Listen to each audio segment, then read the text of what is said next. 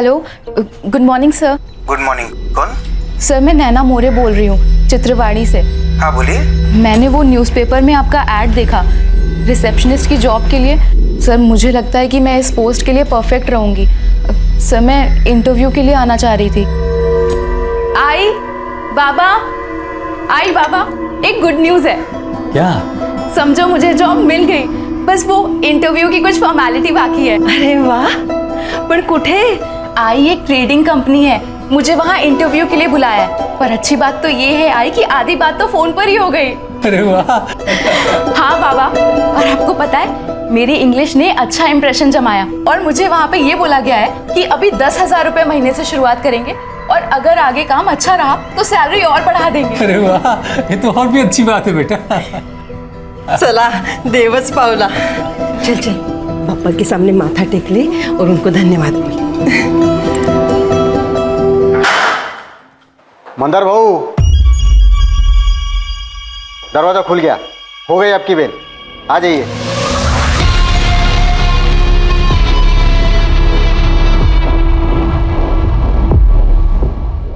अब उनके लिए हर दरवाजा खुला है फवास। चलता हूँ, फिर मिलेंगे। हाँ भाऊ, मिलेंगे ना।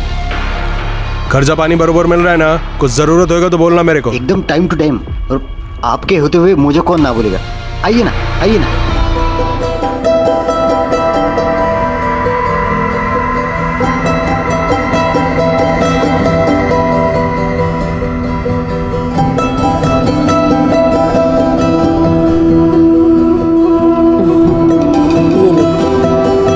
ठीक से करना। ध्यान से जाना बेटे। हैं? शाबाश। बाय बाबा, बाय आई।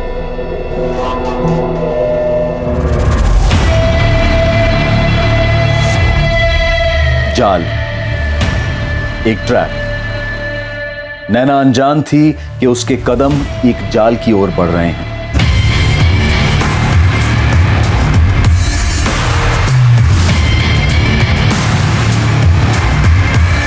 रिसेप्शनिस्ट की जॉब के लिए दिया गया एक साधारण सा विज्ञापन, उसमें ना तो कोई खतरा था और ना ही कोई शक की गुंजाइश। फिर नैना मोरे ये कैसे जान पाती कि उसके कदम खतरे की ओर बढ़ रहे हैं? वो सोच भी नहीं सकती थी कि उसके लिए वहां कोई जाल बिछा होगा।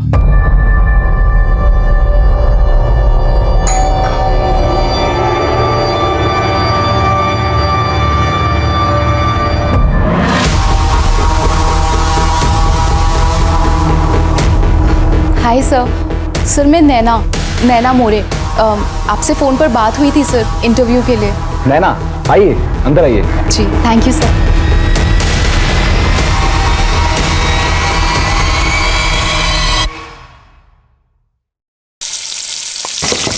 आई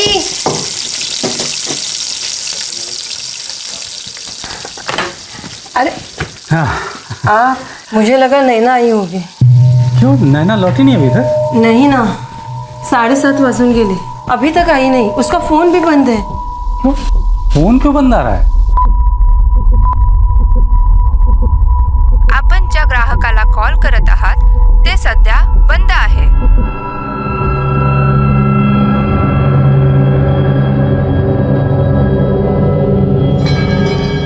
आज फैक्ट्री भी नहीं आई हूँ। मैंने फ़ोन किया था इंटरव्यू के बारे में पूछने के लिए, तभी भी फ़ोन बंद था।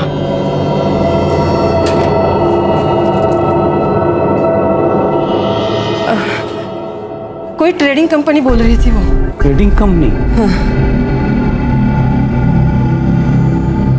हाँ, ये है ट्रेडिंग कंपनी, यही होगा शायद। है सागर गोखले का नंबर दिया हुआ है, तो फ़ोन करके देखिए ना इस नंबर पर। आपण ज्या ग्राहकाला कॉल करत आहात ते सध्या बंद आहे। ये नंबर तो बंद आ रहा है। अरे देवा, ठीक से याद है तुम्हें? यही बताया था। नाम तो नहीं बताया था, बस बोल रही थी ट्रेडिंग कंपनी है। नंबर तो स्विच ऑफ आ रहा है और इस न्यूज़पेपर में ट्रेडिंग कंपनी में रिसेप्शनिस्ट की कोई दूसरी ऐड भी नहीं है। आपने उसके दोस्तों से बात की? उनके साथ तो नहीं है? हाँ साहब, मैंने पूछ लिया था, पर साहब मेरी बेटी ऐसे बिना बताए कहीं नहीं जाती। रात को तो बिल्कुल नहीं। अभी तो उसके एग्ज़ाम ख़त्म हुए हैं। कॉलेज का आखिरी साल है, रिजल्ट आने वाला है अभी। जॉब के लिए पहली बार गई थी? नहीं, वो मेरे ही फैक्ट्री में पार्ट टाइम वो हिसाब किताब का काम करती है। मैंने ही उसको बोला था कि तो कोई फुल टाइम काम ढूंढ ले करके। तो आपकी फैक्ट्री आई थी वो आज? इंटरव्यू के बाद तो उसे फैक्ट्री ही आना था, लेकिन आई नहीं वो। मैंने दोपहर में भी फोन किया था, लेकिन उसका फोन बंद आ रहा था। मुझे लगा वो बैटरी खत्म हो गई होगी। साहब ऐसा कभी वो करती नहीं है। हाँ, और इतनी देर रात तक तो कभी बाहर नहीं रही साहब। कुछ बताया उसने इंटरव्यू के लिए कहाँ जा रही है? नहीं, सिर्फ इतना बताया था कि उसकी बात हो गई है, उसको 10,000 पगार मिलेगी, क्योंकि उसकी अंग्रेजी अच्छी है ना, इसके लिए। आप एक काम कीजिए, नैना की एक फोटो दे दीजिए, हम पेट्रोलिंग टीम को भेज देते हैं, चेक करते हैं, सुबह हम भी खोजबीन शुरू कर देंगे। सुबह? साहब हमारी बच्ची अकेली है साहब। देखिए सर, आप चिंता मत कीजिए, पेट्रोलिंग टीम रात में उसे ढूंढेगी। और हो सकता है इंटरव्यू से लौटते वक्त लेट हो गई होगी, फोन बंद हो गया होगा तो अपने किसी दोस्त के घर रुक गई होगी, सुबह अपने आप ही घर लौट आए।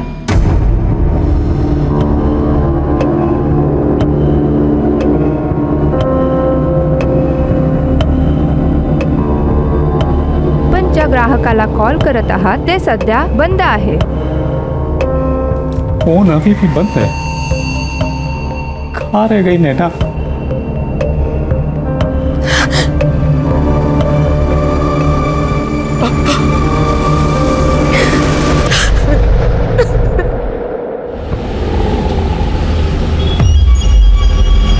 चित्रावाड़ी पीसीआर वैन आउटर रोड पर कचरे के ढेर के पास म्युनिसिपल वर्कर्स ने एक बॉडी देखी है। लेडी है, हमने चेक किया, सांस बंद हो चुकी है, गले पर निशान है।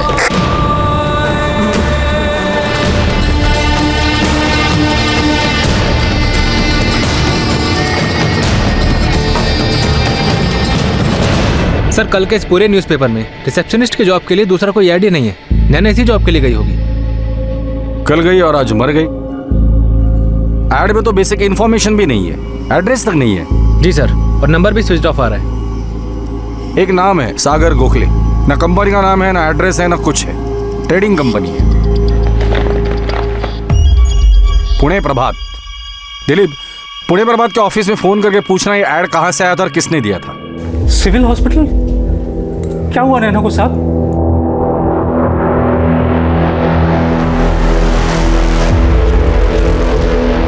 क्या बोली वो? नैना तो ठीक है ना? कुछ बताया नहीं आशा, बस बोले कि सिविल हॉस्पिटल आ जाओ। हॉस्पिटल क्यों? पता नहीं, वो वही जाके मालूम पड़ेगा।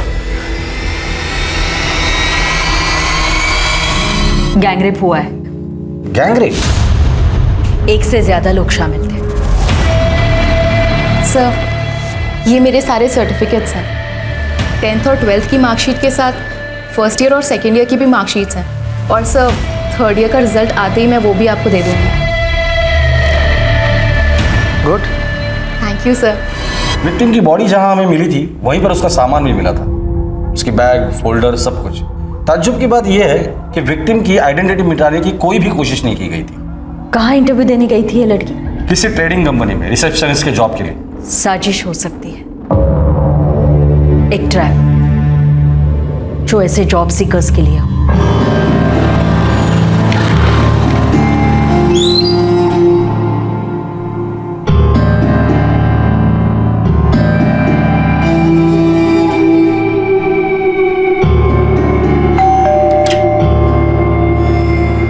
मैम, आपका पिज्जा।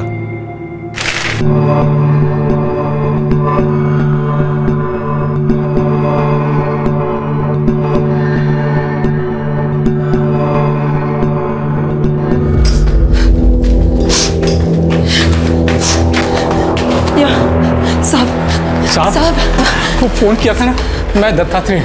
हमारी बेटी नैना कहाँ है साहब? नैना ठीक तो है ना? आशा जी, दत्तात्रेय जी, आज सुबह मोहिनवाड़ी में कचरे के ढेर से हमें एक बॉडी मिली है। हमें लगता है वो नैना की है। आप एक बार आइडेंटिफाई कर लीजिए।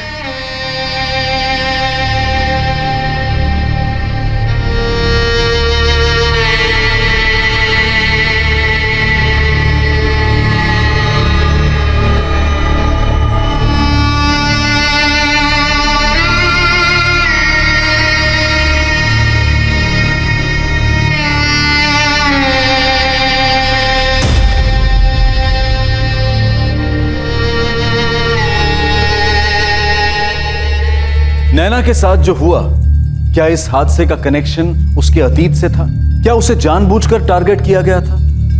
क्या अतीत का कोई साया था जिसे नैना ने तो पीछे छोड़ दिया था, लेकिन उसने अब तक नैना का पीछा नहीं छोड़ा था? क्या ऐसा मुमकिन था कि अतीत का वो साया नैना तक नौकरी के उस विज्ञापन के जरिए पहुंचा हो?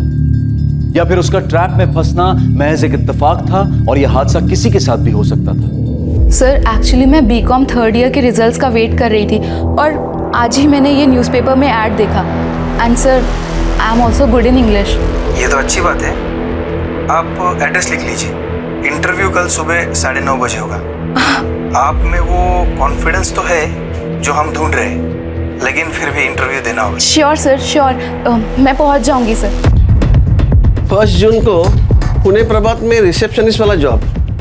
हाँ सर याद है मुझे, वो ऐड मैंने ही लिया था। ऐड किसने दिया था? क्लाइंट था सर एक। सर यहाँ बिल बुक में उसके एड्स के पूरे डिटेल्स है और मेरे रजिस्टर में उस आदमी के सारे डिटेल्स है। गणेश पाटकर नाम है सर उसका।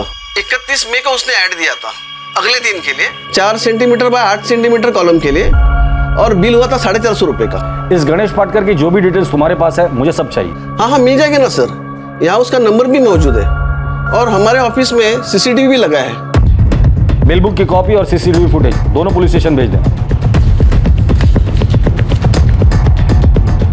ध्यान से देखो अतुल, सागर गोखले के नाम से होगा, प्रीपेड सिम है। जी साहब, ढूंढ रहा हूँ। मिल गया सर। सर सब कुछ सागर गोखले के नाम से।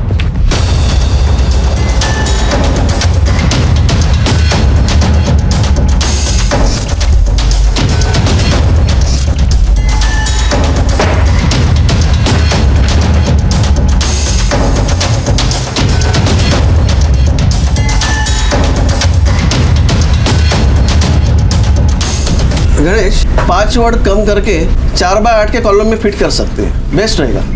या तो फिर 5 वर्ड ऐड करके 4 बाय 10 के कॉलम में फिट कर देंगे। रेट क्या होगा दोनों का? 4 बाय 8 के लिए 450 रुपया और 4 बाय 10 के लिए 550 रुपया, जीएसटी पकड़ के फाइनल।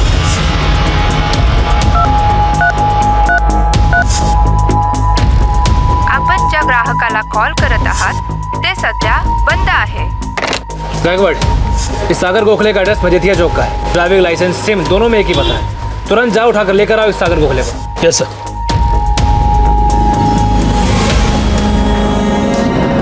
नैना मोरे दत्ता रे और आशा की इकलौती औलाद थी। नैना ने अपने माँ बाप को कड़ी मेहनत करते देखा था, सिर्फ इसलिए ताकि वो नैना को अच्छी शिक्षा, अच्छा भविष्य दे सके। नैना भी अपने माँ बाप की उम्मीदों पर खरी उतरी थी।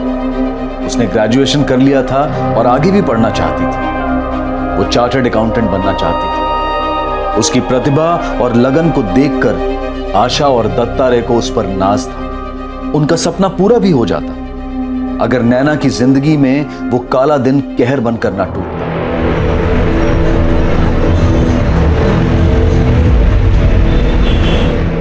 ये सागर गोखले है। न्यूज़पेपर की ऐड में इसी का नाम और नंबर था। आपकी बेटी नैना ने इसी से बात की थी। और ये दूसरा गणेश पाटकर, वो ऐड इसी ने दिया था। देखिए, हम यकीन के साथ तो नहीं कह सकते कि इनकी असली नाम है, पर आपने इन दोनों में से किसी को भी कहीं देखा है? हमने नैना के क्लासमेट और दोस्तों से भी पूछताछ की, वो भी इन्हें नहीं पहचानते। लेकिन इन दोनों का आपसे कोई कनेक्शन तो है। एक बार याद करने की कोशिश कीजिए, अभी गांव में शायद मुलाकात हुई हो।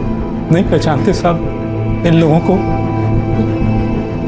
लेकिन हमारी नैना के साथ इन लोगों ने ऐसा क्यों किया, और हमारी नैना ही क्यों? दत्तात्रेय जी, हम पूरी कोशिश कर रहे हैं, लेकिन अभी तो दिखाई दे रहा है कि शायद आपकी बेटी नैना इनकी साफ टारगेट थी। सागर गोखले ने सिम कार्ड के लिए जो पैन कार्ड और ड्राइविंग लाइसेंस यूज किया था, उसके एड्रेस फेक है। क्यों साहब, क्यों? हमारे बच्चे हैं क्यों? ऐसा क्या किया था उसने? आशा जी, ये बात तो हम पूरे यकीन के साथ कह सकते हैं कि इसमें नैना की कोई गलती नहीं, पर ऐसा कोई हो सकता है जो आपको नुकसान पहुंचाना चाहता हो। हम तो छोटे लोग हैं साहब, मैं तो प्यून हूँ और ये सिलाई फैक्ट्री में काम करती है, और मेरी बेटी वो तो पढ़ लिख कर कुछ बनना चाहती थी। हमने किसी को कोई नुकसान नहीं पहुंचाया साहब। हाँ गायकवाड़, गणेश पाटकर की खबर आई है सर। हिस्ट्री शीटर है ये बंदा। History sheeter? हाँ सर, नामदेव ने निकाली है इसकी हिस्ट्री। चिंदीचोर आदमी साहब है, चेन स्नैचिंग, पॉकेट मारी वाले 4-5 केस है इसके नाम पे। हर बार पुलिस ने इसको पकड़ा है, लेकिन बाद में वही बेल मिल जाती है, ठिकाना बदल लेता है। नैना मोरे की फैमिली से इसका क्या कनेक्शन है? कोई कनेक्शन नहीं है सर। सर मुझे नहीं लगता कि नैना मोरे स्पेसिफिकली टारगेट होगी। क्रिमिनल माइंड है ये बंदा, सिर्फ लड़की से मतलब था। नैना मोरे नहीं तो उसकी जगह शायद कोई और लड़की होती। बराबर है साहब तुमसे। साहब न्यूज़पेपर का ऐड था, कोई भी जरूरतमंद लड़की जहाँ से में आ सकती है। मतलब पक्का कोई रैकेट चला रहा है, रेप करने के लिए इस तरह लड़कियों को टारगेट करते हैं न्यूज़पेपर में ऐड देकर। लेकिन मर्डर क्यों किया? मुझे नहीं लगता साहब कि नैना पहली लड़की होगी। इन लोगों ने ऐसा कांड पहले भी किया होगा, लेकिन किसी ने कुछ कंप्लेंट नहीं किया तो सामने नहीं आया। लेकिन नैना स्ट्रांग गर्ल निकली होगी साहब, उनके सामने पुलिस का नाम लिया होगा तो डर गए होंगे और इसलिए किस्सा ही खत्म कर दिया। सर ये सागर गोखले, जिसका नंबर 44498125 जो ऐड में दिया गया था, 15 मई को खरीदा गया था और 1 जून को इस पे सबसे पहला कॉल नैना का ही आया था। उसके बाद उसी शाम को उसी नंबर से 44453626 पे कॉल किया गया था। उसके बाद से ये नंबर स्विच ऑफ है। ये 44453626 ये किसका नंबर है? सर नंबर अभी बंद है, कॉल रिकॉर्ड के लिए बात हो गई है। सर पक्का कोई रैकेट है जो ये हिस्ट्री शीटर मिल के चला रहा है। इस सागर के बारे में जल्द से जल्द पता करो, कहीं ऐसा ना हो कि वो भी इस गणेश पाटकर की तरह हिस्ट्री शीटर हो।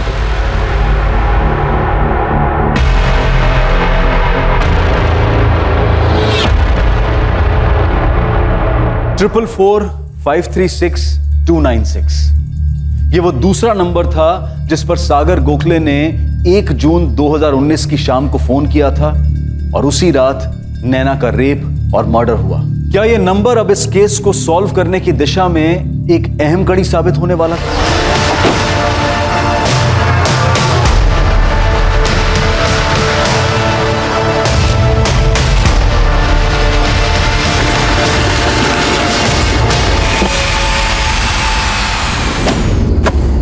पुलिस को अब इस बात की आशंका थी कि गणेश पाटकर की तरह सागर गोखले भी नैना के केस में शामिल अपराधी का असली नाम हो सकता है और इस बात की भी संभावना थी कि उसका भी गणेश की तरह क्रिमिनल रिकॉर्ड हो। पुलिस ने इस बारे में अपनी तहकीकात, अपनी खोजबीन जारी रखी और जल्द ही उन्हें इस नाम की हकीकत भी पता चल गई।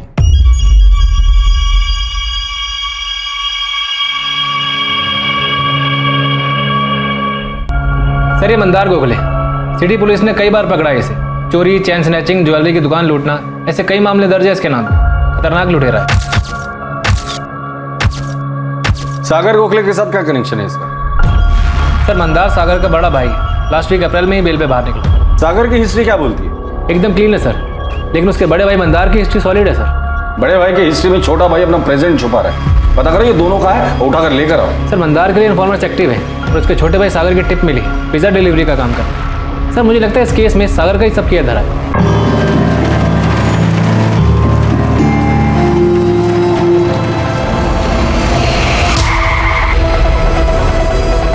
हेलमेट उतार। सागर गोखले। हाँ साहब सलाम। 1 जून वाली लड़की याद है या भूल गया? कौन लड़की साहब? नैना मोरे, याद आया? कौन नैना मोरे साहब? भला इसी में कि मंदार को हमारे सामने ले आओ। काय साहब वो यहाँ कहाँ आया है?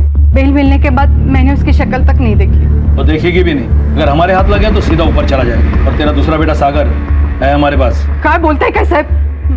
सागर ने क्या किया? बताएंगे, उसने क्या किया वो भी बताएंगे। एक एक कोना ठोक के चेक करो, देखते हैं मंदार को कहाँ छुपा है। सर मैं बोल रही हूँ ना, गलत फहमी हुई है आपको। माझं पोरगा तसा नहीं है वो। बोल साहब, मुझे क्यों मार रहे साहब? मैं नहीं जानता किसी नैना मोरे को। आई शपथ साहब। मंदार की बेल सिटी पुलिस स्टेशन से हुई है ज्यादा। पता करो जेल में उसके साथ अंदर कौन कौन था और वो लोग अब कहाँ हैं। बाहर हैं तो उठा के लेके आओ। मुझे हर हाल में मंदार चाहिए ज्यादा। हो साहब यार देख, गणेश पाटकर को बोल के तुम लोगों ने ही छपवाया था ना, जिसके इंटरव्यू के लिए इस लड़की को बुलाया था।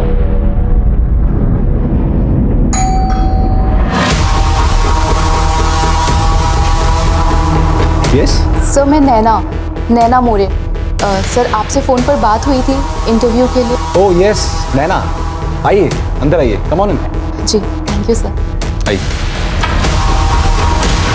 तेरे साथ दूसरा आदमी कौन था? गणेश पाटकर या तेरा बड़ा भाई मंदार? साहब कौन दूसरा आदमी? कहां पर? तू बता कहां पर? नैना का रेप और मर्डर तुम दोनों ने कहाँ किया था?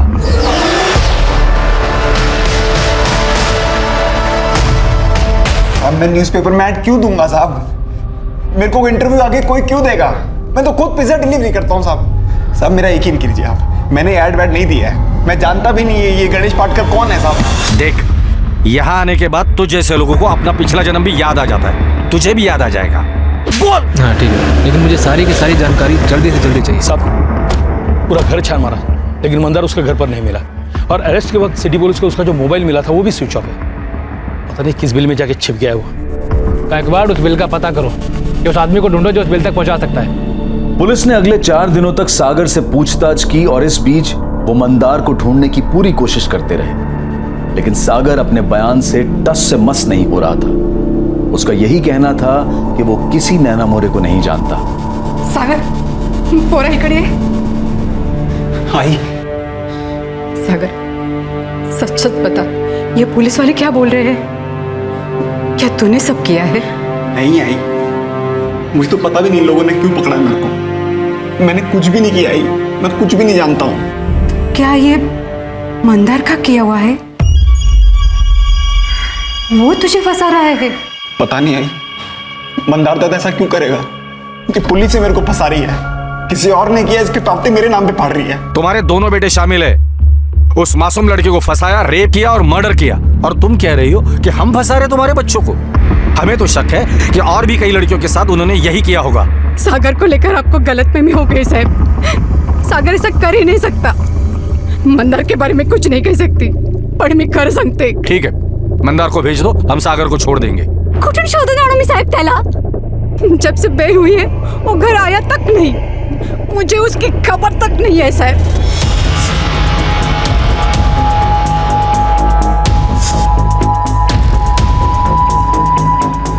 थाने क्यों ले जा रहे हो साहब? जब से बेल मिली उसके बाद हमने चोरी वोरी में हाथ नहीं डाला साहब। बात क्या है साहब? साहब देखो, हमने कोई नया कांड नहीं किया साहब। नीलेश माने, प्रताप अहिरे, तुम दोनों मंदार गोखले को तो जानते होगे, तुम सब एक ही जेल में थे ना?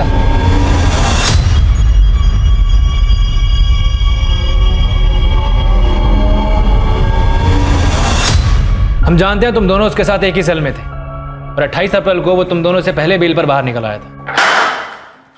मंदार भाऊ, दरवाजा खुल गया, हो गया आपकी बेल, चलिए। नीलेश, प्रताप, तुम लोगों को कभी कोई तकलीफ होगा ना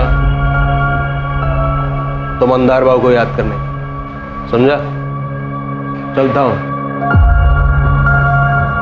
अगर मना किया तो खैर नहीं दोनों की। मना क्यों करूंगा साहब? सब जानते हम तीनों साथ में थे।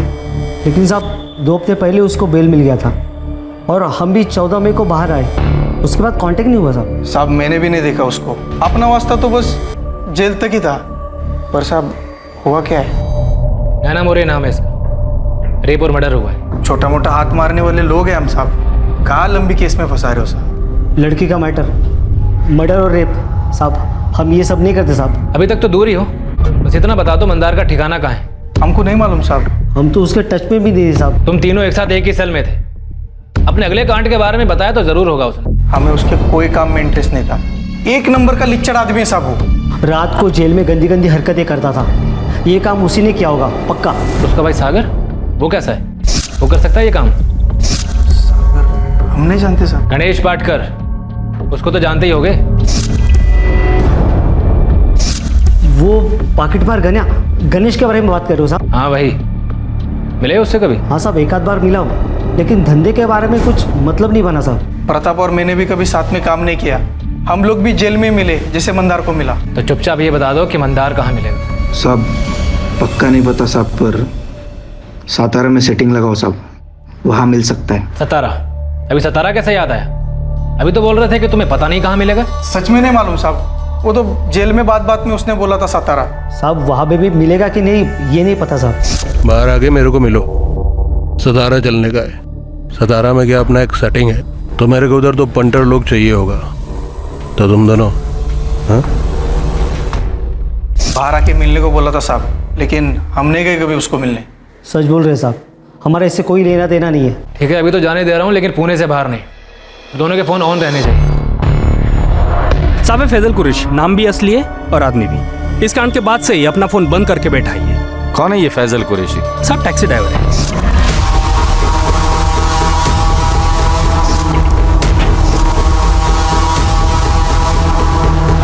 साहब वो ऐड वाले नंबर से सागर गोखले ने जो लास्ट कॉल किया था ना, वो फैजल को किया था।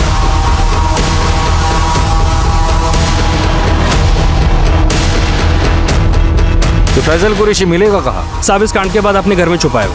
नैना के साथ इनकी कोई दुश्मनी नहीं थी, बस ऐसे ही टारगेट किया था मजा करने के लिए। ये मंदार हाथ लग जाएगा ना, फिर इनको बताता हूँ मजा कैसे करते हैं। भाई साहब हमारी बेटी क्यों, नैना के साथ ऐसा क्यों हुआ? देखिए नैना के साथ जो हुआ वो होना नहीं चाहिए था। हम जल्द ही आपके सारे सवालों के जवाब दे देंगे।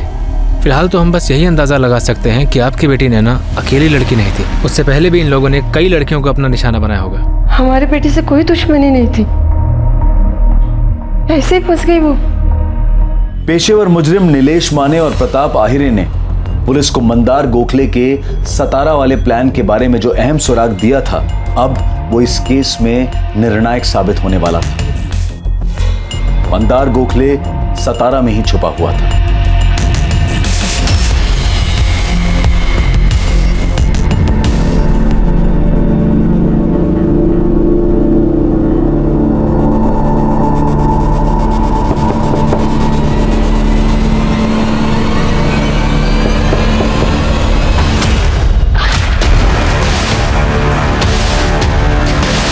हालांकि मंदार के पुलिस की गिरफ्त में आने से पहले भी इस बात के पुख्ता सबूत थे कि नैना मोरे के केस में मंदार और उसका छोटा भाई सागर दोनों शामिल हैं।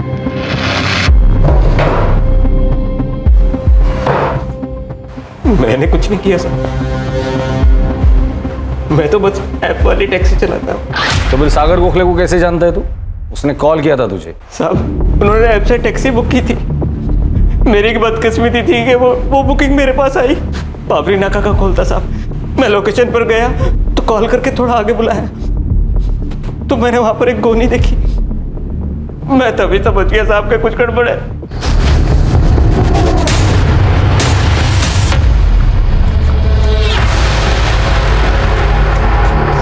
मेरे घर जाकर दुआ किया कि मेरी जान बच गई।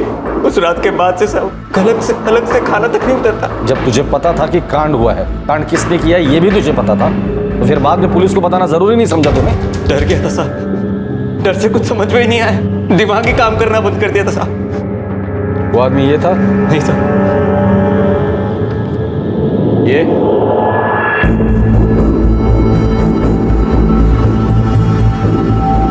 हाँ साहब, उन दोनों में से एक ये था। तो दूसरा यही होगा? हाँ साहब यही था, अच्छे से पहचान था उसे। ये बात अगर तूने पहले आकर हमें बताई होती तो कब का अरेस्ट करते हम इन दोनों को? साहब डर गया था साहब, मैं तो वहां से भागने वाला था, लेकिन इससे चाकू लगा दिया साहब। पैंट के लिए हो गई थी साहब मेरी। चल डिसाइड कर लो, कुटाई होने के बाद सच बोलोगे या सच बोलने के बाद कुटोगे? क्योंकि सच तो तुम हर हाल में बोलोगे और कुटाई तुम्हारी हम शौक से करेंगे।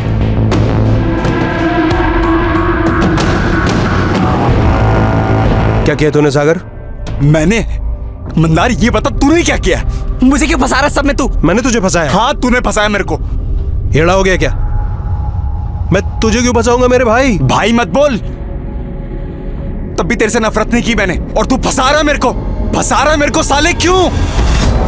शर्म नहीं आई तेरे को मेरे को फंसाते हुए? साले तूने कुछ किया होगा और अब सब मेरे हिस्से में डाल रहा है। मैंने कुछ किया है? साले तेरी वजह से प्रॉब्लम होती है, तेरी वजह से प्रॉब्लम होती है हर बार। तुझे पता है मैं कैसा हूँ, तुझे पता है मैं कितना सुधरा हूँ। सच बोल, क्या किया तूने?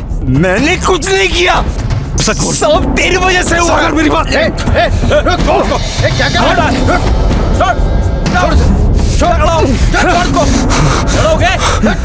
कर रहा है? लड़ने दो दोनों को, नाटक कर रहे साले। जब ये लड़कर शांत हो जाएंगे ना तो गायकवाड़ और जादव को बोल देना शुरू हो जाए, अच्छे से टुकाई करना इनको। इनसे तो सुबह ही बात करेंगे। Okay sir.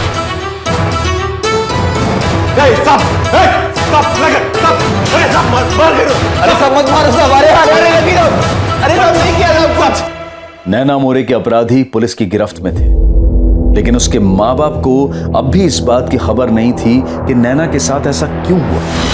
इन दोनों ने नैना को ही क्यों फंसाया, और आखिर उनके जाल में कोई और क्यों नहीं, बस नैना ही कैसे फंस गई। नैना सिर्फ एक जॉब इंटरव्यू के लिए गई थी, लेकिन जॉब के लिए दिया गया एक साधारण सा विज्ञापन और नैना की मौत। यहां सिर्फ एक जाल नहीं बुना गया था, बल्कि जाल के अंदर भी एक जाल बिछाया गया था जो जुर्म के मकसद से भी ज्यादा चौंका देने वाला खुलासा करने वाला था।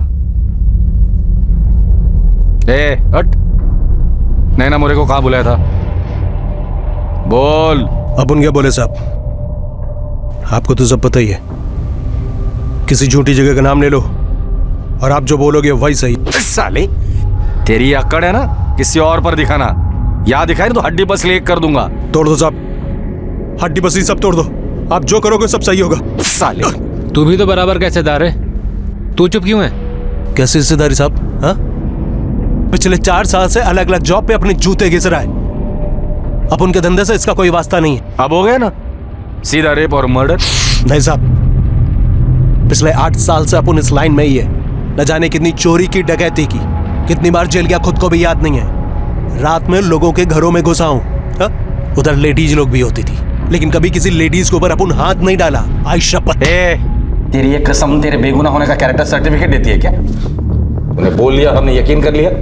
अब उनकी बात का यकीन करो, ये अपना भाई है। ऐसा कांड करने का ना इसके अंदर हिम्मत नहीं है। और अगर ये ऐसा कांड करता तो उस पेपर के ऐड में अपना असली नाम डालता क्या? और वो सिम कार्ड वो भी इसी के नाम पे था। ऐसा कैसे साहब? ऐसा करता है क्या कोई? तो ये सब तूने अकेले नहीं किया? अरे नहीं साहब, अगर इस कांड के पीछे अपन का हाथ होता तो मैं इसका असली नाम डालता क्या उस पेपर में? साहब अपन हिस्ट्री सीटर है, घूम फिर के पुलिस अपन तक पहुंचती थी। अभी ये गणेश पाटकर किधर से आया अब उनको मालूम नहीं। इस कांड से हमारा कोई वास्ता नहीं है। अभी आपको जितना मारना है, जितना पीटना है पीटो।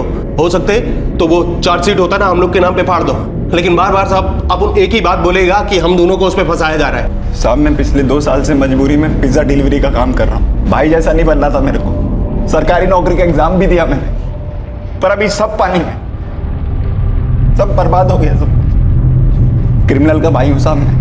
एक नौकरी लेने के लिए ना बहुत पापड़ बेलने पड़ते हैं। मैं अच्छा खासा अपनी नौकरी कर रहा था, अभी कोई नौकरी नहीं देगा मेरे को। माथे पे लिख दिया आपने मेरे, क्रिमिनल का भाई क्रिमिनल।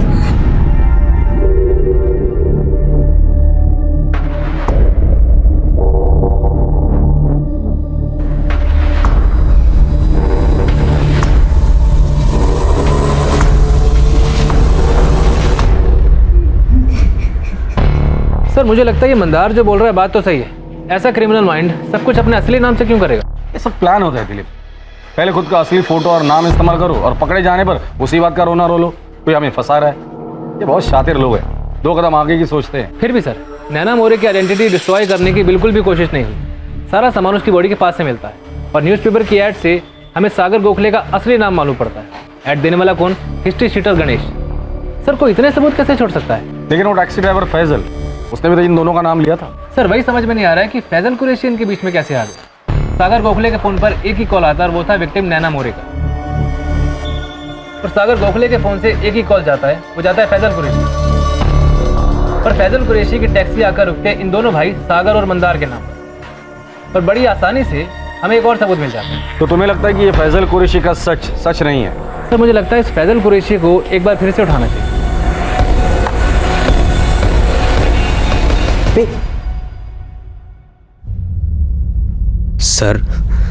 सर बताएंगे कुछ? मुझे फिर से क्यों बुलाया? मैंने तो सब बता दिया था सर। फैजल जो 2 लोगों के नाम तूने बताए थे, मंदार गोखले और सागर गोखले ही थे। तुम्हें सिर्फ सच बोलना है, जो तुमने पहले भी बोला था वही सच दोबारा से बोल। चाय पी और निकल जा। और अगर झूठ बोला मतलब अगर पहले भी कभी बोला होगा तो फिर वो हाल। चाय पी। अरे बाबा पी ले, कुछ मिलाया नहीं है उसमें। वैसे वो 2 लोग मंदार और सागर ही थे ना? या इस बार नाम बदल गए हैं? नाखून मत कर फैजल, वो हम खींच के निकालेंगे। गलती हो गई साहब, गलती हो गई, मुझे माफ कर दो साहब। मैं तो वो 2 लोग मंदार और सागर नहीं थे? नहीं साहब, मुझे बस बोला गया था ऐसा बोलने के लिए। ध्यान से देख और इसको अपनी खोपड़ी में डाल। ये मंदार है और ये उसका छोटा भाई सागर, ये भी साथ में था। नाम और शक्ल याद रहेगी ना? और पुलिस भी तुझे यही फोटो दिखाएगी। और ये दो लोग कौन थे?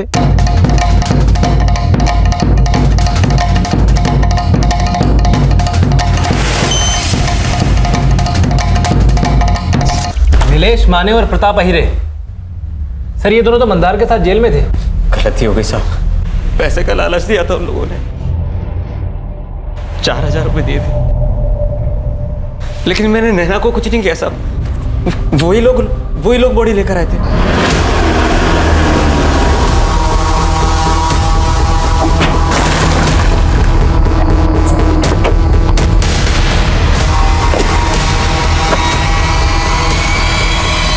इन दोनों ने मंदार और सागर को क्यों फंसाया? वो मैं नहीं जानता साहब, मुझे बस 4000 रुपए दिए, फिर मेरे नंबर पर कॉल किया। उसके बाद इन्होंने उधर कचरे के पास बॉडी फेंकी और सागर और मंदार का नाम लेने को बोला। उसके बाद इन्होंने उधर कचरे के पास बॉडी फेंकी और सागर और मंदार का नाम लेने को बोला।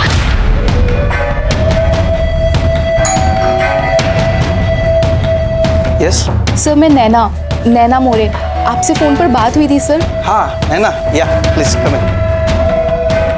10th और 12th की मार्कशीट के साथ फर्स्ट ईयर और सेकेंड ईयर की भी मार्कशीट्स हैं। गुड। नमस्ते साहब। नमस्ते साहब। नमस्ते साहब, हमने सुना है मंदार को आपने पकड़ लिया। हाँ, प्लान कामयाब रहा। फैजल ने भी वही बोला जो तुम दोनों ने उसे सिखाया था, और यहीं पर प्लान गड़बड़ा गया।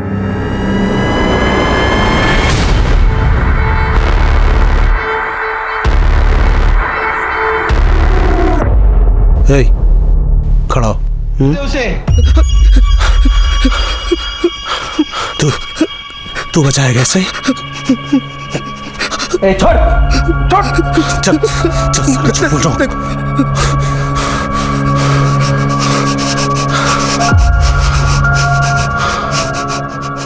हीरो समझता है अपने आप को? हीरो नहीं, लेकिन ये सही नहीं है मंदार। अब तेरे को दिखाता हूँ सही क्या है और गलत क्या है।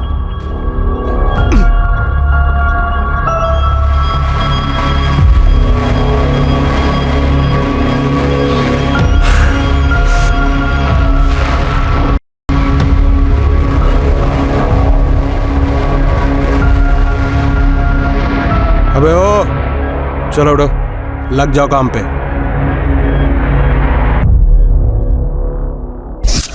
उसने जो हमसे करवाया ना साहब, वो बस हम ही जानते हैं। वो करता था वो अलग, और पुलिस भी हमारी बात नहीं सुनती थी साहब। मंदार जब बेल की सुनवाई के लिए गया तो मैंने पावस्कर भाऊ को बोला कि हमारी सेल बदल डालो। तुम दोनों यहाँ होटल में रहने के लिए आए क्या?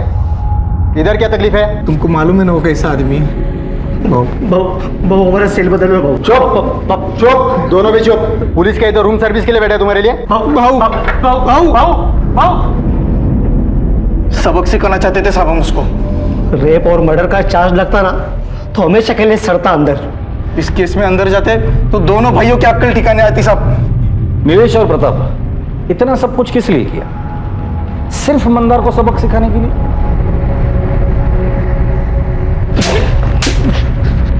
और वो लड़की नैना मोरे बेचारी ऐसी फंस गई तुम लोगों की नौकरी की ऐड के चक्कर में।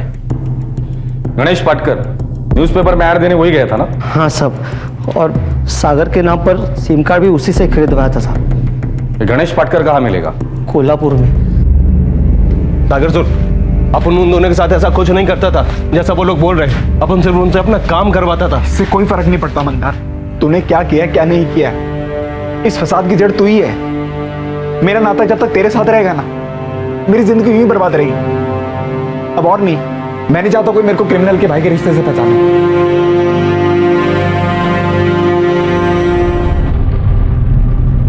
पुलिस ने गणेश पाटकर को भी पकड़ लिया। नीलेश माने, प्रताप आहिरे, फैजल कुरैशी और गणेश पाटकर इस वक्त जुडिशियल कस्टडी में हैं और अपने केस के ट्रायल शुरू होने का इंतजार कर रहे हैं। नैना के माता पिता यकीन ही नहीं कर पा रहे हैं कि नैना वाकई गलती से एक षड्यंत्र द्वारा बुने गए जाल में फंस गई। उन्हें नैना की बदकिस्मती पर यकीन ही नहीं हो रहा था कि नैना की हत्या और बलात्कार किसी एक मुजरिम द्वारा दूसरे मुजरिम को फंसाए जाने की महज एक चाल थी। एक नौकरी के लिए दिया जाने वाला एक मामूली सा ऐड नैना को मौत के मुंह तक ले जाएगा, नैना मोरे इसका अंदाजा लगा ही नहीं सकती थी। लेकिन आम लोग ऐसे ही होते हैं। और शातिर और क्रिमिनल दिमाग के लोग इन्हीं बातों का फायदा उठाते हैं। जैसे कि वो जगह जहां नैना को इंटरव्यू के लिए बुलाया गया, वो जगह जहां ये दुर्घटना हुई, वो जगह ऑफिस जैसी बिल्कुल नहीं थी। वो तो एक आम सा कमरा था। वो कमरा नीलेश और प्रताप ने किराए पर लिया था। उन्होंने ये कमरा खास तौर पर मंदार और उसके भाई को फंसाने के लिए लिया था, जिसमें वो कामयाब भी हुए।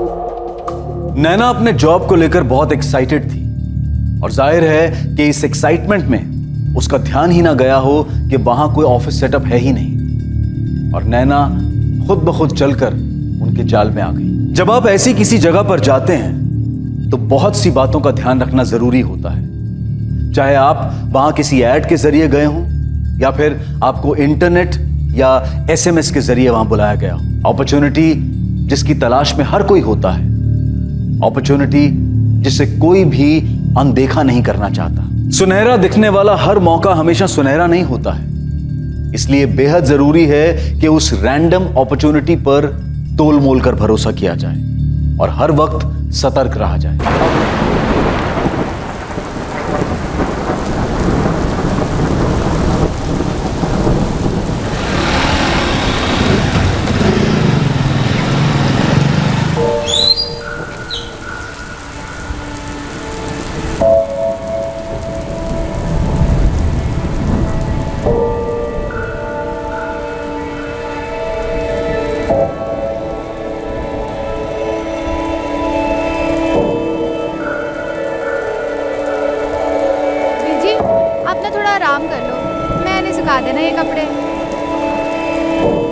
बीजी,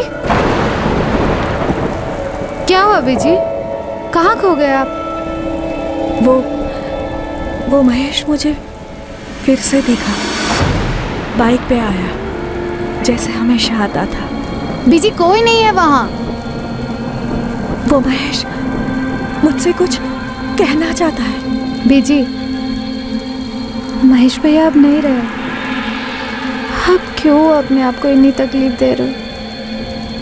बीजी, आप एक काम करो ना, बड़े दिन हो गए आपके हाथ की चाय नहीं पी। गर्मा गर्म चाय और पकौड़े हो जाते, मज़ा आ जाता।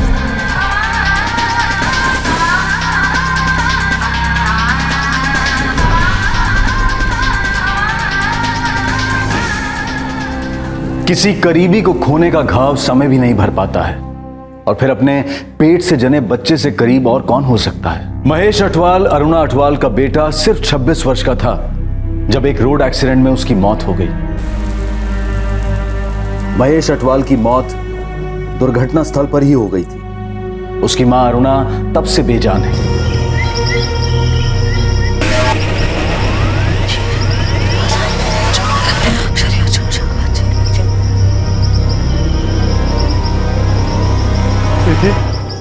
पिजी,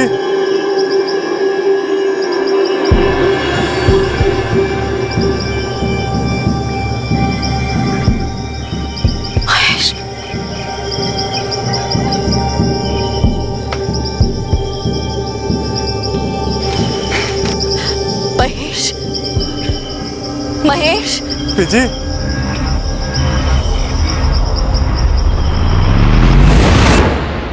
मौत की सड़क एक तरफा होती है। कोई भी चाहत, कोई भी ताकत जाने वाले को वापस नहीं ला सकती। वो बस छोड़ जाता है तो सिर्फ एक ही चीज, यादें। और सिर्फ अच्छी यादें ही एक जरिया होती हैं जाने वाले को अपनों के दिलों में जिंदा रखने की और उसकी जिंदगी का जश्न मनाने की। और अगर कोई ये सोचे कि जिंदगी बेलगाम जाया करने के लिए है, तो उससे अच्छी यादों की उम्मीद रखना एक भ्रम है।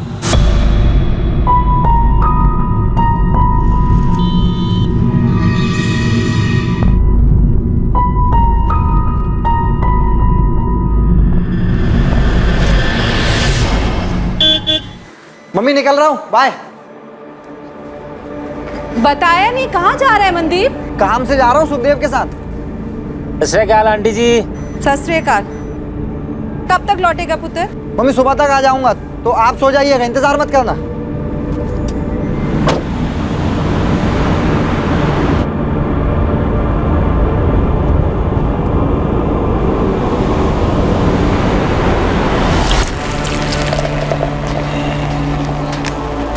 Cheers.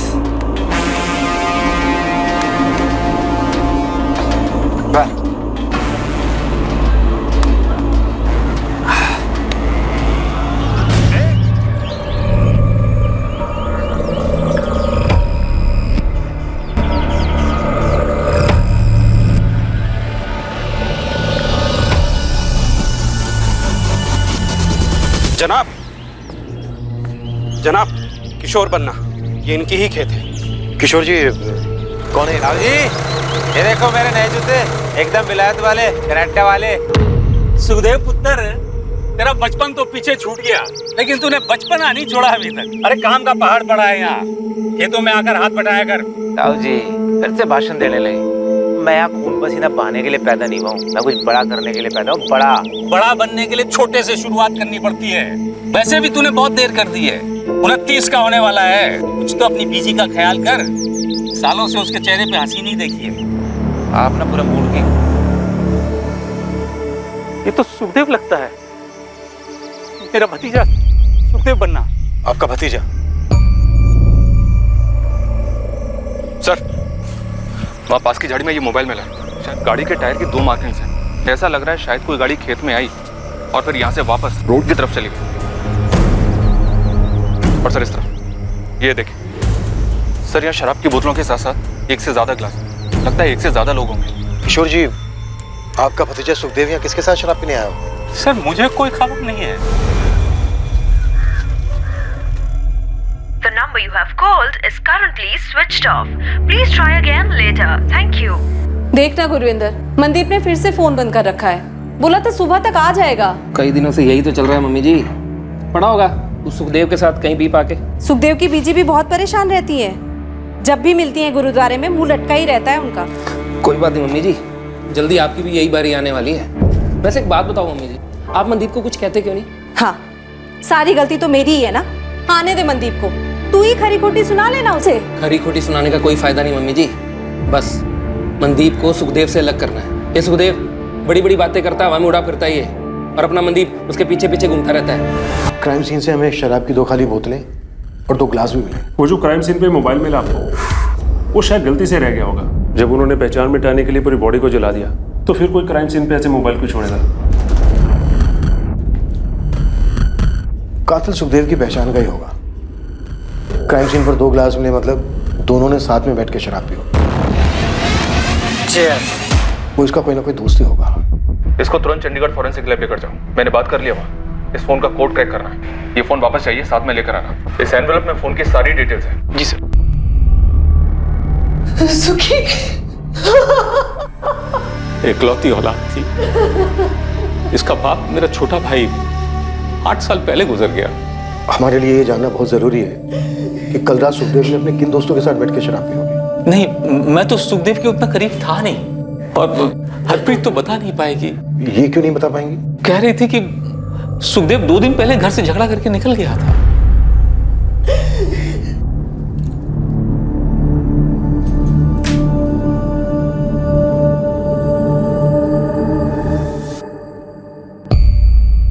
क्या बात है रश्मि? वो क्या? किसी ने सुखी भैया का मर्डर कर देता। उनके ताऊजी के खेत में उनकी जली हुई लाश मिली है। हाँ, बीजी। क्या बकवास कर रहा है रोशन? गुरुपा जी, लेकिन सभी जगह यही बात हो रही है। तो मेरा मनदीप कहाँ है? वो तो सुखदेव के साथ ही गया था। पता नहीं आंटी जी, पुलिस भी यही पता कर रही है कि सुखदेव किसके साथ बैठा था पीने के लिए।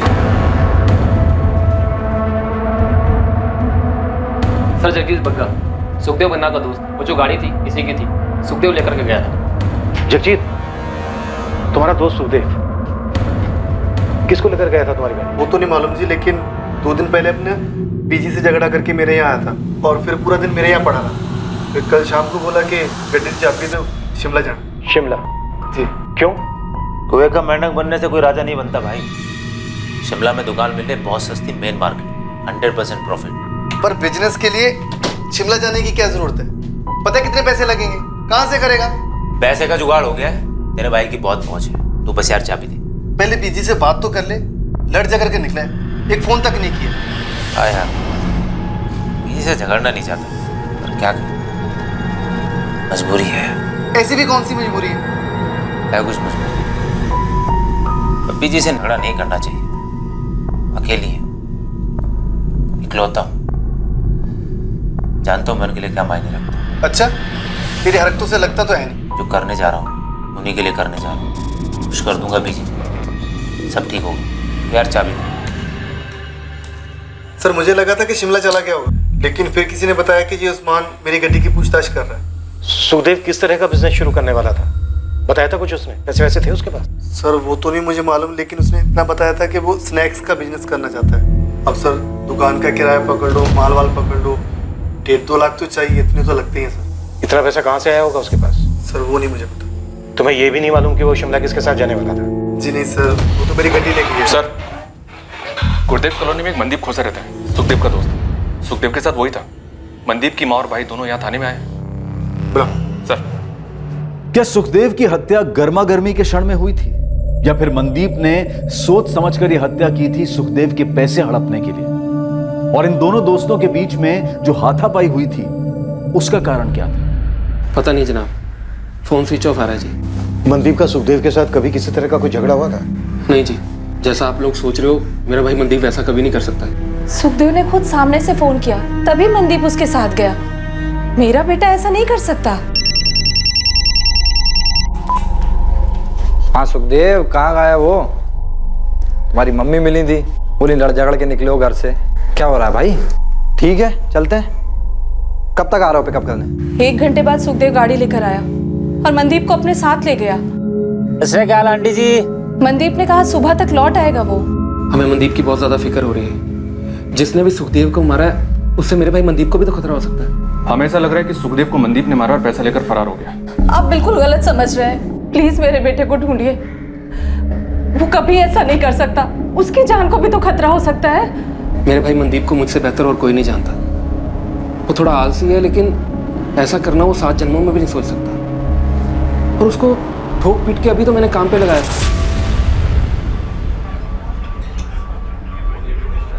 भाई चंदू, मेरे को पानी पुनी पिला दे। अरे अच्छा हुआ पाजी आप आ गए। क्यों? पाजी एक अर्जेंट काम आ गया था, मैं थोड़ा जा रहा था, आके मिलता हूं। मनदीप देख, मेरे को ना सवेरे तू गुस्सा ना दिला। यही तेरा काम है, इससे अर्जेंट कुछ नहीं है, समझा? पाजी 2 मिनट चुपचाप बैठ के गला संभाल। सब्जी मंडी जा रहा हूँ सब्जी लेने। पाजी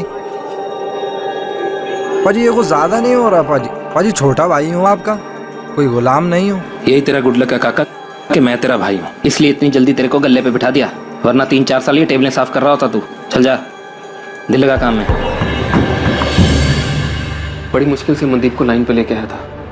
अभी 6 महीने पहले इसकी दोस्ती सुखदेव के साथ हो गई। जब से दोस्ती सुखदेव के साथ हुई है, मनदीप तो मनदीप का तो मतलब वही जनाब, घूमना फिरना, हर दूसरे दिन शराब पीना, काम का फिक्र नहीं और बातें बड़ी बड़ी।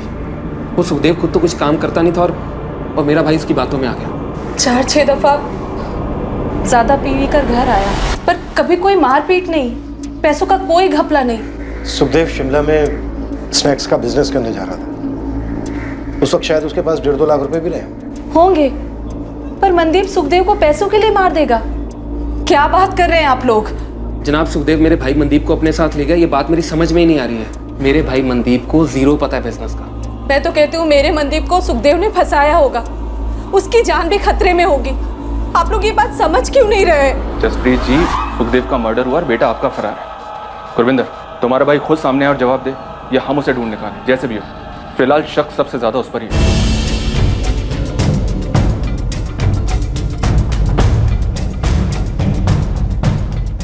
मनदीप खोसा की सर्च ऑपरेशन काफी जोरों से चली, पर ना मनदीप की खबर आ रही थी और ना ही उस कार की जिससे मनदीप शायद फरार हुआ हो सकता था। और उसकी मां उस झगड़े को याद करके बहुत पछता रही थी जो कत्ल के पहले सुखदेव और उसके बीच हुआ था। मनदीप की मां का भी बुरा हाल था।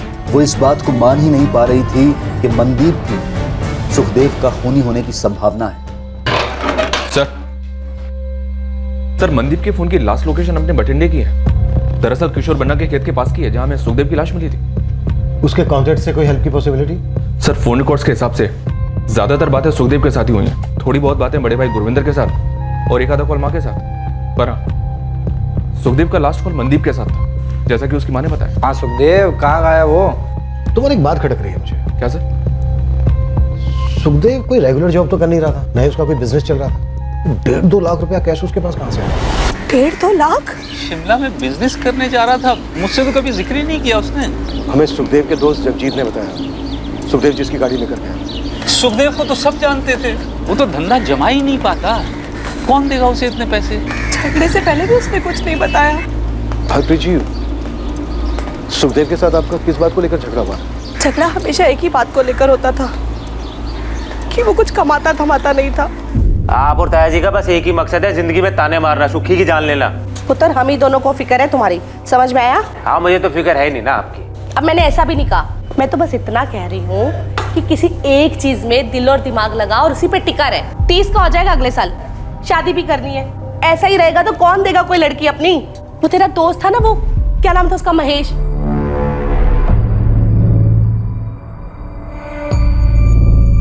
कैसे उसने कर लिया था कुछ?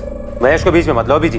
मैंने किसी को बीच में नहीं ला रही हूँ, बस तुम्हें इतना बता रही हूँ कि कुछ सीखने जैसा था उस लड़के में। कोशिश करेगा तो बन जाएगा उसके जैसा। और नहीं बनना किसी के जैसा। खुश हूँ मैं अपने आप से, लेकिन आप लोग मुझसे खुश नहीं, ये दिख रहा है। ओए क्या दिख रहा है? क्या बकवास किया जा रहा है? मैं जा रहा हूँ ये घर छोड़ के, इसके बाद आप लोगों की भी टेंशन खत्म और मैं अपना खुद देख लूंगा। ओए सुखी, पागल हो गया क्या? क्या बकवास किए जा रहा है? अब बकवास नहीं कर रहा हूँ, कसम खा के कह रहा हूँ, आज से आप लोगों की जिंदगी अलग और मेरी जिंदगी अलग। ओए सुखी, मेरी बात तो सुन पुत्र। सुखी, ये महेश कौन है? महेश सुखी का अच्छा दोस्त था, और जब भी उसकी बात निकलती थी ना, सुखी बहुत दुखी हो जाता था। क्यों? कुछ हुआ था दोनों के बीच? नहीं, वो महेश तो अब रहा नहीं ना। सुखदेव और मेरा झगड़ा तो आए दिन होता रहता था, ये कोई नई बात नहीं थी, पर उस दिन जो हुआ ना, वो अलग था। मतलब क्या अलग था? ऐसा नहीं था कि झगड़ा पहली बार हुआ था, पर झगड़ा हमेशा मैं शुरू करती थी, पर उस दिन झगड़ा उसने शुरू किया, मानो मुझे उकसाना चाह रहा हो। इंटरेस्टिंग है सर। सुखदेव और मनदीप दोनों की स्टोरी एक जैसी है। दोनों की माँ को अपने अपने बेटों की फिक्र थी और दोनों ही जिम्मेदार नहीं थे। जिम्मेदार नहीं था तो उसे किसी ने इतना सारा पैसा कैसे दे दिया?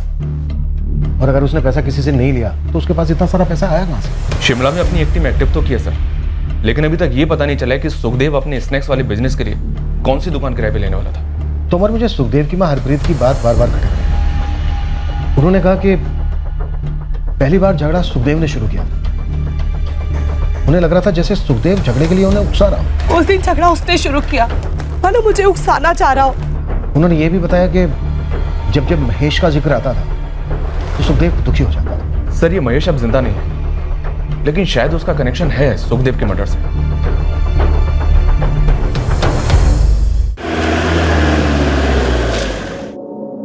नहीं, सुखदेव ने मनदीप के बारे में मुझे कभी कुछ नहीं बताया। राजीव, आपका बेटा महेश और सुखदेव काफी अच्छे दोस्त थे, एकदम खास भाई थे।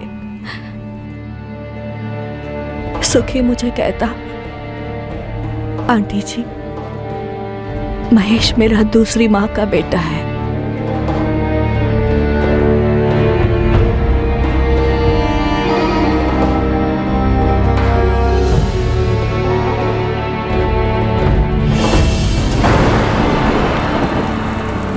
तो घर आता है ना, बड़ा अच्छा लगता है।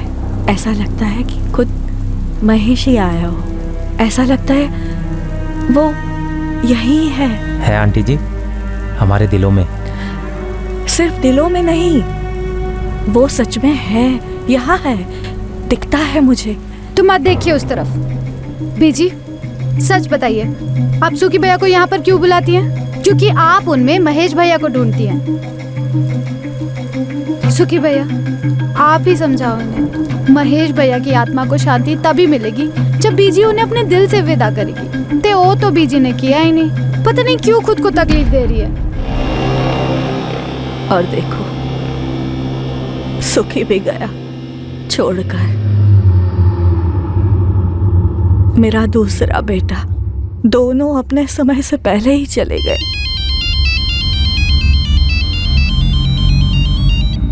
हाँ तो सर, मैं दरियाकोट थाने से बोल रहा हूँ। Mahesh Atwal accident case file मेरे सामने ही है। कुछ गड़बड़ है क्या? लग तो नहीं रहा है sir, hit and run case था, कोई फाउल प्ले भी नोट नहीं हुआ। एक ट्रक के साथ एक्सीडेंट हुआ था सर। कोई अरेस्ट हुआ था? नो सर, ना तो ट्रक मिला और ना ही ट्रक ड्राइवर। कब की बात है ये? 3 साल पहले। ठीक है अरुणा जी, बस एक बार आपसे बात करना चाहता था। शुक्रिया। सुनिए,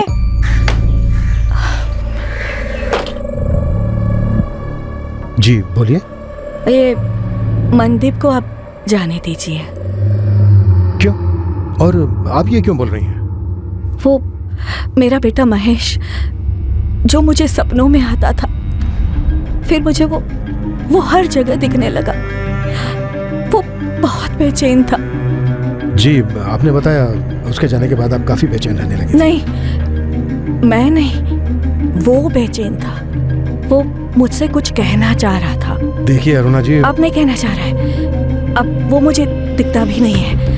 मुझे ऐसा लगता है कि वो बेचैन इसलिए था क्योंकि वहां वो अकेला था ना। अब सुखी भी वहां है, उसका दोस्त, उसका भाई उसके पास है।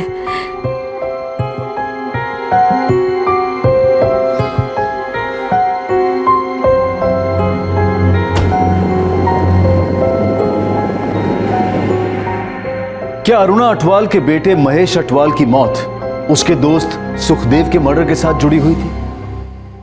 अब इस केस का एक और एंगल, एक चौंका देने वाला पहलू पुलिस के सामने आने वाला था। मनदीप खोसा को लेकर एक बात थी जो ना तो मनदीप के भाई ने पुलिस को बताई थी और ना ही मनदीप की मां ने। एक अजीब जानकारी मिली है साहब। ये जो मनदीप है 3 साल पहले अगवा किया गया था। मनदीप? किसने अगवा किया था? धनई कॉलोनी में चंद्रपाल है, चंद्रपाल सेठी। मनदीप को बंदी बनाकर रखा था साहब, और जानवरों से बत्ते पिटाई की थी इसकी। फिर क्या हुआ? फिर क्या, गुरविंदर बड़ा भाई धनोई थाने गया और रपट लिखवाई और उन्होंने छुड़वाया मनदीप को। मैटर है तो काफी अजीब, पर यह मनदीप का पर्सनल मैटर था। वैसे भी 3 साल पहले मनदीप और सुखदेव की दोस्ती तो हुई नहीं थी। फिर ये सुखदेव कहां से आ गया बीच में? सर सुखदेव के पास इतने पैसे आए कहां से?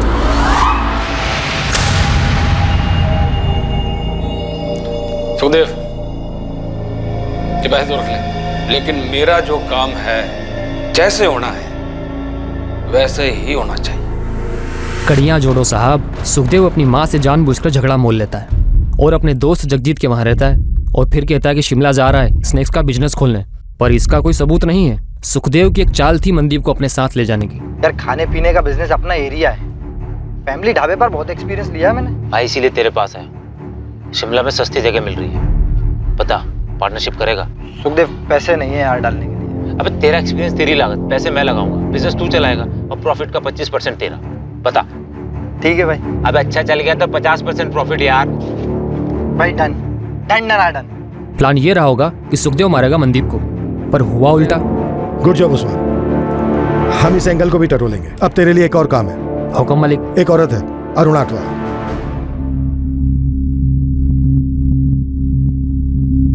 अगर वो सुखदेव मेरे मनदीप को मारने चला था और उसने अपने बचाव में सुखदेव को मार डाला, इसमें क्या गलत किया? हाँ लेकिन मम्मी जी पुलिस ये कह रही है कि अगर मनदीप ने अपने बचाव के लिए सब कुछ किया था तो सीधा उनके पास जाना चाहिए था, लेकिन मनदीप ने ऐसा नहीं किया। उसने पहले लाश को जलाया और फिर पैसे लेके फरार हो गया। नहीं, ये सब क्या हो रहा है? मुझे कुछ समझ में नहीं आ रहा। मेरी तो खुद समझ में नहीं आ रहा मम्मी जी। मनदीप ने सुखदेव के साथ दोस्ती क्यों की? सब कुछ इतना अच्छा चल रहा था, बर्बाद करके दिया लड़के। मेरा बेटा सुखदेव कैसे इस गलत रास्ते पे चला गया भाई साहब? रब जाने हरप्रीत, रब जाने बच्चों के लिए क्या सोचते हैं और क्या हो जाता है। मैंने सुखदेव को सुपारी दी मनदीप को मारने की, ये कह रहे हैं आप? हुआ तो यही था। अब तुम बताओ कहाँ हुआ, कैसे हुआ, कब हुआ? नहीं जनाब, आप तो अंतर्यामी हैं। आप ही बता दीजिए कि मैं इस छछुंदर से मनदीप को मारने की सुपारी क्यों देता? उसने पैसे हड़पे थे तुम्हारे 75,000। उसके भाई ने पुलिस कंप्लेन की थी तुम्हारे खिलाफ। चाय पानी वकील का खर्चा 50,000। आगे बोलिए। तुम बोलो गड़बड़ कहाँ हुई? सुखदेव को कैसे मारा? मनदीप कहाँ है इस वक्त? पहली बात तो ये है कि मैं अपनी पूरी जिंदगी में किसी सुखदेव नाम के आदमी को कभी मिला ही नहीं, और दूसरी बात इस मनदीप की वजह से मेरा 50 जमा 75 पूरे 1.25 लाख का काटा हुआ। जरा हमारी साथ पूछते ना यही काम करती आ रही हैं, मतलब लोगों को पैसा उधार देना। वैसे तो ये 1.25 लाख रुपए मेरे हाथ की मैल है, पर जनाब अगर मैं ये छोटी छोटी रकमों के लिए लोगों की सुपारी देता फिरूं तो एक दिन मेरी औकात सुपारी बेचने की भी नहीं रहेगी। तुम कह रहे हो 1.25 लाख रुपया तुम्हारे लिए हाथों का मैल है। मनदीप ने तो सिर्फ 75,000 रुपए लिए थे तुमसे, फिर तुमने उसको अगवा क्यों किया? इतनी पिटाई क्यों की उसकी? आप और आपके बंदे इस बंद कमरे में छोटे छोटे लोगों को कूट डालते हो। जरूरी होता है ना? सच बताना दिल से जरूरी होता है, पर दिल की पड़ास निकल जाती है। हमारे धंधे में भी कुछ ऐसा ही है। 6 महीने का साल हुआ समझ में आता है, साल के 2 साल हुए तो भी समझ में आता है, लेकिन मेरे पैसों को सट्टा बाजार में उड़ाओ और मेरा ही फोन ना उठाओ, और ऊपर से आपका पाई मुझे अकड़ दिखाए। जनाब हम बड़े दिल वाले हैं, छोटी अकल वाले नहीं। हमारे धंधे में अगर आज एक को जाने देंगे तो दूसरा ये समझेगा पे ये तो बेवकूफ है, पैसे लो वापस मत करो। बस सबक सिखाना था मनदीप को, उठा लिया। अब आप बोलिए, आप कूटेंगे अपनी आदत के हिसाब से या मैं जाऊं अपने काम धंधे पे? छोड़ नहीं रहा हूं तुम्हें, लेकिन फिलहाल जा सकते हो। और इतनी बात याद रखना, जब तक मनदीप नहीं मिल जाता है ना, हमारी नजर रहेगी तुम पर। इस मर्डर केस से मेरा कुछ लेना देना नहीं, आप तक के में अपना टाइम खराब कर रहे हैं। हाँ, अगर आपको जरा सा भी शक है इस मनदीप पर कि वो किसी को मार सकता है और पैसे लेके भाग सकता है, तो आप अपने इस शक को पकड़ के रखिए, क्योंकि वो ऐसा कर सकता है। किसी काम का नहीं है वो, आवारा, एकदम आवारा। रसिएगा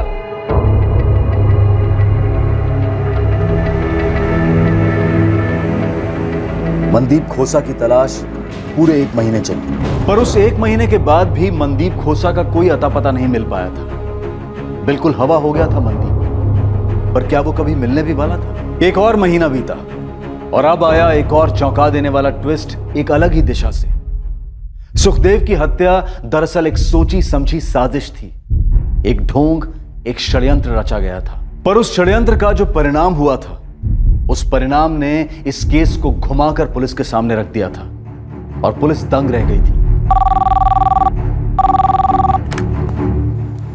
इंस्पेक्टर मलिक सर, विक्टिम की बॉडी का डीएनए सुखदेव की मां के डीएनए से मैच नहीं करता। व्हाट? ये क्या कह रहे हो इम्तियाज? रिपोर्ट्स कह रही है सर, हमने डबल टेस्ट किया है। मैं 100% श्योर हूँ वो लाश सुखदेव की नहीं थी। सब कुछ प्लॉट किया गया था सर। वो लाश सुखदेव की नहीं थी, मनदीप की थी, इसलिए हमें मनदीप नहीं मिल रहा था। चीयर्स। यार सुक्के, बहुत ज्यादा हुई यार, तू भी आउट लग रहा है मुझे भाई। ऐसे में तू गाड़ी चला के शिमला तक ले जाएगा, पता नहीं कहाँ पहुंचेंगे। बठिंडा हो या शिमला, इससे कोई फर्क नहीं पड़ता। जब मौत लिखी होती है ना, कोई कहीं भी मर सकता है। मरे हमारे दुश्मन, और तू ऐसा क्यों बोल रहा है यार? क्योंकि तू मरने वाला है अभी। क्या हो गया बे? कितने पी लिए तूने? सजा गया क्या भाई? मुझे क्यों मारना चाहता है? क्या हुआ?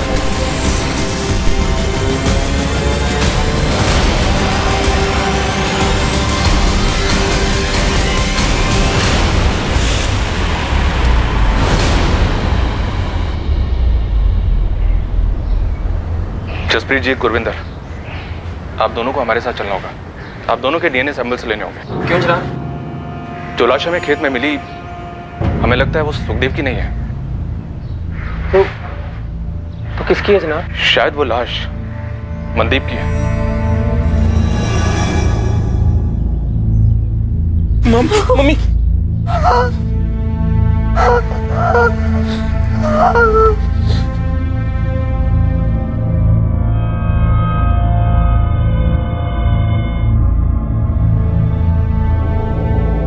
वो लाश आपके बेटे सुखदेव की नहीं थी, बल्कि उसके दोस्त मनदीप खोसा की थी।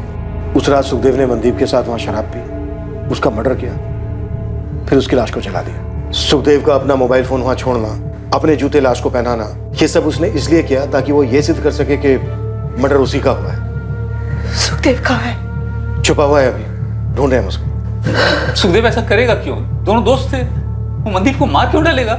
ये तो सुखदेव ही बता सकता है जब भी वो मिलेगा, और जल्दी हम उसको ढूंढेंगे।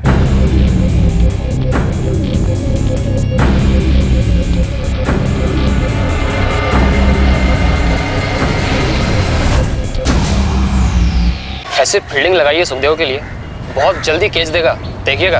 और कुछ? जी, अरुणा अटवाल। क्या स्टोरी है सर? वैसे तो कुछ खास नहीं, पर हाँ, ये औरत झाड़ फूक तंत्र मंत्र करती है, खासकर बेटा महेश के जाने के बाद, जो सुखे का खास था। मुझे लगता है इस अरुणा अटवाल को पता होगा सुखदेव का। सुखदेव को बेटा मानती है?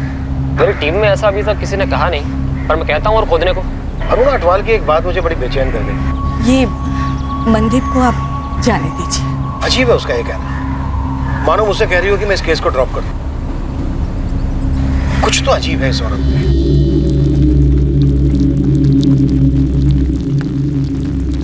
बीजी, बीजी,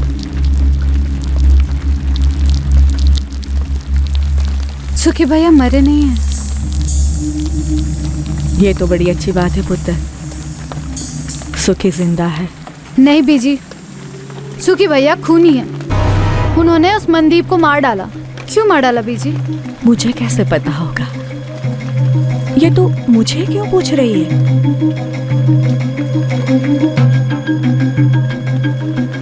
बीजी, महेश भैया का एक्सीडेंट ही था ना? कहते तो सभी लोग यही है,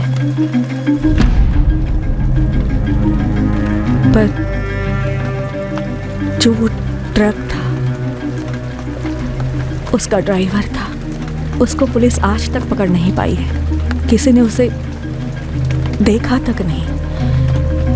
फिर भी लोग यही कहते हैं कि सिर्फ एक एक्सीडेंट था। पूरी जिंदगी पड़ी थी उसकी, एक ही झटके में खत्म, सब खत्म। लेकिन बीजी, सुखदेव भैया ने मनदीप को क्यों मार डाला? आपकी तो इतनी बातें होती है सुखदेव भैया से, कुछ तो बोला होगा।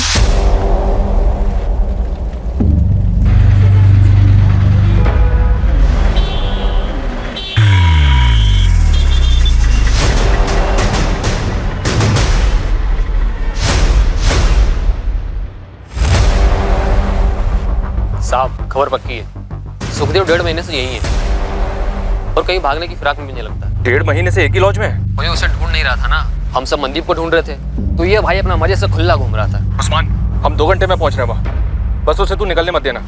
अगर कोशिश करे तो तू ही धर लेना उसे, आदमी है ना तेरे? हाँ हाँ जी, बिल्कुल है ना।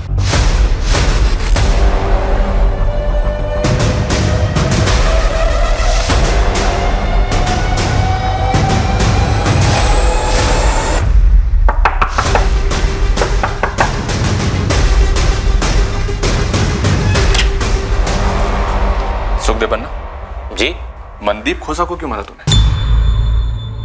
शिमला का प्लान बनाना, मनदीप को बहला फुसलाकर अपने झूठे प्लान में शामिल करना, जानबूझ के अपनी माँ से झगड़ा करके घर छोड़ना, ये सब ढोंग तूने इसलिए रचा ना ताकि मनदीप को मार के अपने आप को मरा हुआ साबित कर सके। सही कह रहा हूं ना?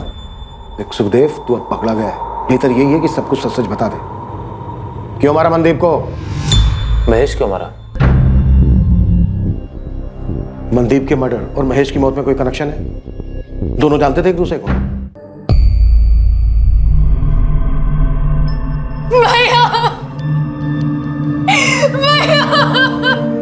जिस ट्रक ने मारा उसका अभी तक कुछ पता नहीं चला है। इनकी मौत मौके पर ही हो गई थी। राह गुजरते कुछ लोगों ने हमें इत्तला दी।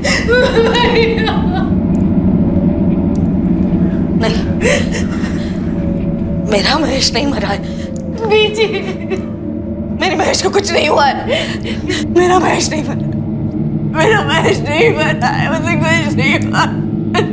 सखी, मेरा महेश नहीं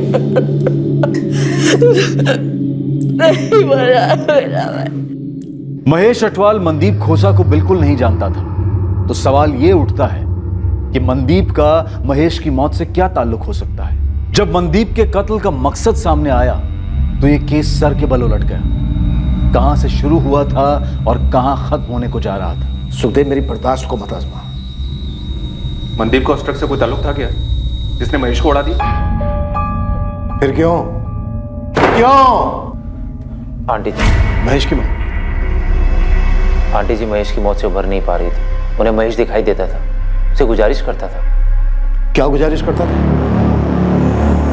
वो बहुत दुखी है, बेचैन है। यहाँ घर में बात करने से हिचकिचाता है। तो मैं गई थी जंगल उससे मिलने, उसकी आत्मा को बुलाने। तो आया महेश? महेश ने कुछ बोला?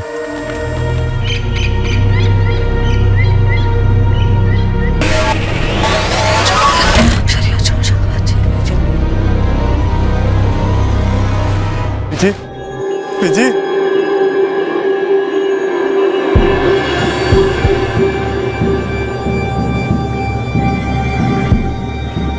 महेश,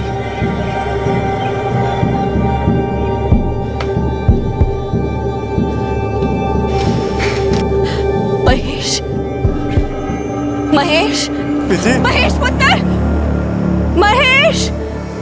घर में घूमता है ना तब ठीक लगता है, पर जब वहां जंगल में मैं खास पूजा करती हूँ ना, तब उसका असली रूप सामने आता है। सर से खून,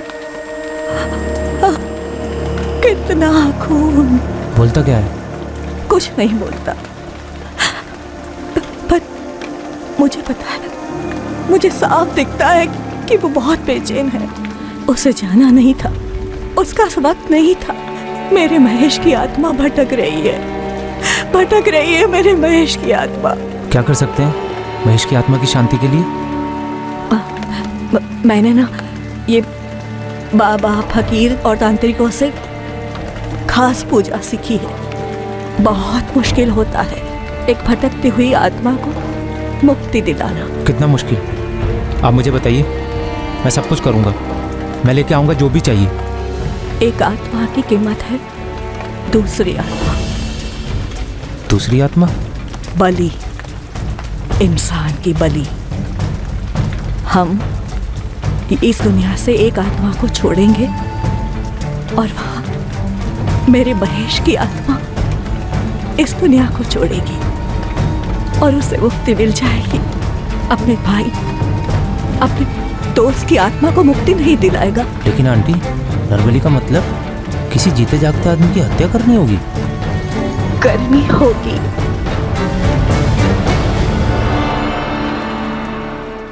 तूने मनदीप को महेश की आत्मा की शांति के लिए मार डाला। लेकिन मनदीप ही क्यों? तूने मनदीप से सिर्फ इसलिए दोस्ती की ताकि तू उसे मार सके? फिर मनदीप क्यों?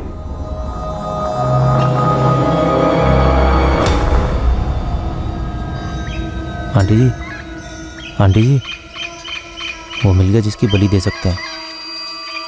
मेरा एक दोस्त, मनदीप नाम है उसका। अब तुम्हें ना सब कुछ सोच समझ कर करना होगा कि कैसे करोगे।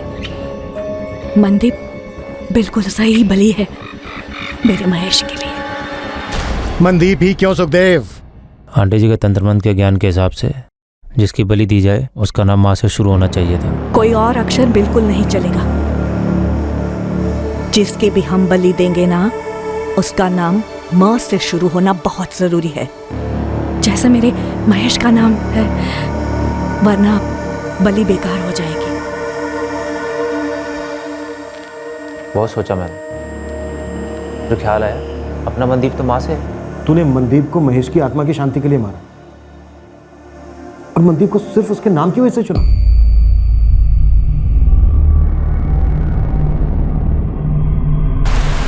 बीजी, क्या किया आपने? बीजी, बीजी, बीजी बताओ ना सर, क्या किया मेरी बीजी ने? सर प्लीज बताइए ना। बीजी, कहाँ लेके जा रहे मेरी बीजी को? सर, सर कहाँ लेके जा रहे मेरी बीजी? क्या किया मेरी बीजी? सर, सर, बीजी। सुखी, किसी मासूम का कत्ल कैसे कर दिया तूने? कैसे पुत्र? सुखदेव पुत्र, तूने एक बार भी नहीं सोचा कि वो औरत अरुणा पागल हो गई है और तुझे भी पागल बना रही है? ताया जी, मुझे लगा कि महेश की आत्मा को शांति मिल जाएगी, शायद मिल भी गई होगी। अपने काले जादू से और किस किस से कितने लोगों की जिंदगी बर्बाद की है तुमने? मैंने सिर्फ मेरे बेटे की आत्मा की शांति के लिए किया ये सब। ये वक्त नहीं था उसके जाने का। भटक रही थी उसकी आत्मा, पर अब वो मुझे नहीं दिखता। कितनी खुदगर्ज हो तुमने एक पूरी तरह से निर्दोष जवान आदमी को मरवा दिया, एक बेवकूफ जवान आदमी से कत्ल करवा के उसे जेल भिजवा दिया। तुम्हारी इन करतूतों की वजह से अब तुम्हारी बेटी की यादों में तुम्हारी ममता नहीं, बल्कि तुम्हारा ये खूनी चेहरा उसे याद है। सब माया है, मुक्ति ही एकमात्र सच है जो मेरे महेश को मिली। तुम्हारे बेटे महेश के साथ जो हुआ वो तुम्हारे पूरे परिवार की बदनसीबी थी, पर मनदीप के परिवार पर जो गुजरी, उस पर जो गुजरी, वो एक संगीन जुर्म है जो तुमने किया है। तुम्हारा बेटा तुम्हें दिखता था या नहीं, उसकी आत्मा को शांति मिली या नहीं, पता नहीं, पर तुमने जो ये जुर्म किया ना, इस जुर्म का अंजाम अब तुम्हें कभी शांति नहीं मिलने देगा।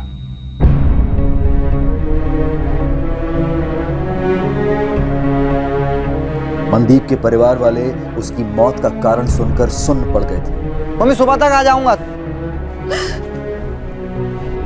पूरा शहर सुन पड़ गया था यह जानकर कि मनदीप सिर्फ इसलिए मारा गया क्योंकि उसका नाम मां से शुरू होता है। सुखदेव बन्ना और अरुणा अटवाल पर मनदीप खोसा मर्डर केस के चार्जेस लगाए गए, चार्जशीट फाइल हुई और ट्रायल शुरू हुआ।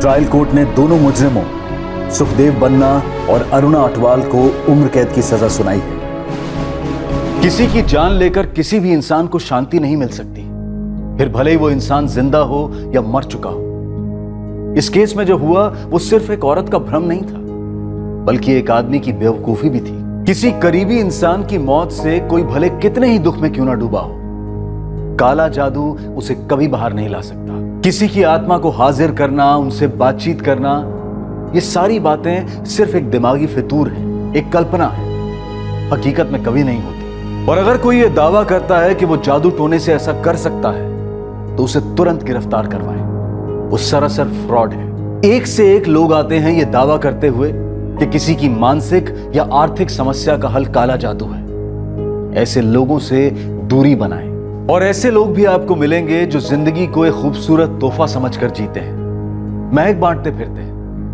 जिंदगी वाकई गुलजार है।